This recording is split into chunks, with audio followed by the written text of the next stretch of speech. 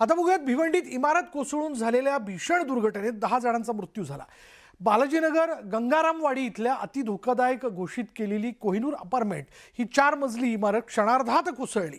इमारत दुर्घटनेची चौकशी करून या प्रकरणातील दोषींवर तात्काळ गुन्हे दाखल करण्याचे आदेश मुख्यमंत्र्यांनी दिलेत।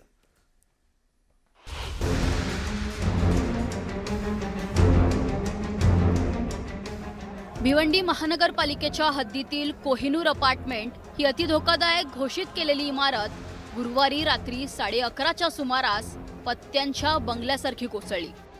काही क्षणात संपूर्ण इमारत जमीनदोस्त झाली आणि परिसरात एकच खळबळ उडाली। घटनेची माहिती मिळताच अग्निशमन दल, भिवंडी महानगरपालिकेचे अधिकारी, TDRF आणि NDRFचं पथक घटनास्थळी दाखल झालं। मात्र दुर्घटनास्थळी जाणारा रस्ता अत्यंत अरुंद असल्यानं बचाव कार्यात सुरुवातीला मोठे अडथळे आले। बचाव पथकांना घटनास्थळी पोहोचण्यासाठी इमारतीसमोरची जुनी चाळ JCBच्या सहाय्यानं पाडावी लागली। त्यानंतरच ढिगारापर्यंत यंत्रसामग्री पोहोचू शकली आणि बचाव कार्याला वेग आला।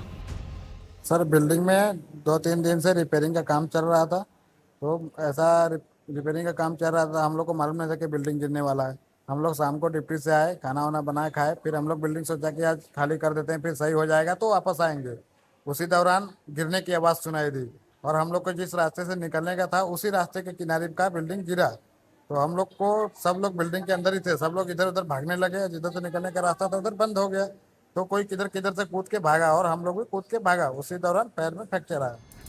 इमारत झुकू लागल्यानं गुरुवारी रात्रीच रहिवाशांना बाहेर काढण्याची प्रक्रिया सुरू करण्यात आली होती।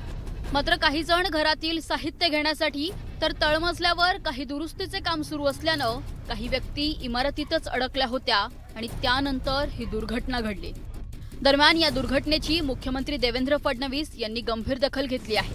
संपूर्ण घटनेची चौकशी करून दोषींवर तात्काळ गुन्हा दाखल करण्याचे आदेश त्यांनी भिवंडी महानगरपालिका आयुक्तांना दिले आहेत। दुर्घटनेमागील निष्काळजीपणाची चौकशीही करण्यात येणार आहे।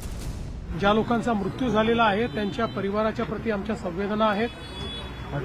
काही लोक जखमी आहेत, जे त्या ठिकाणी दुर्दैवाने मृत्युमुखी पडले, त्यांना शासनाच्या वतीने त्यांच्या परिवाराला आम्ही मदत करणार आहोत।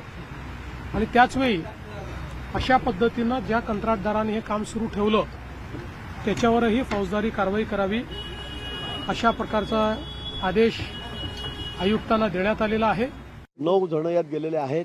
ही अतिशय दुर्दैवी घटना आहे।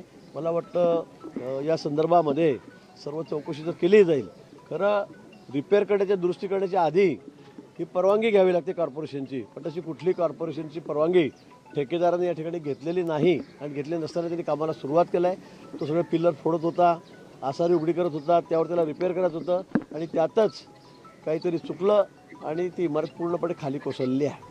भिवंडी दुर्घटनेनंतर विरोधक आता आक्रमक झालेत। सरकारच्या खात्यांकडून धोकादायक इमारतींचं सर्वेक्षण केलं जात नाही, बांधकामासाठी आवश्यक त्या परवानग्या घेतल्या जात नाही असा आरोप विरोधकांनी केलाय। भिवंडीतील दुर्घटनेनंतर धोकादायक घोषित केलेल्या इमारतींचा प्रश्न पुन्हा एकदा ऐरणीवर आला आहे। अशा इमारती रिकाम्या करण्याबाबत आणि दोषींवर कठोर कारवाई करण्याबाबत प्रशासन आता किती प्रभावी पावलं उचलतं याकडेच सर्वांचं लक्ष लागलंय। Bureau report, news 18 Marathi.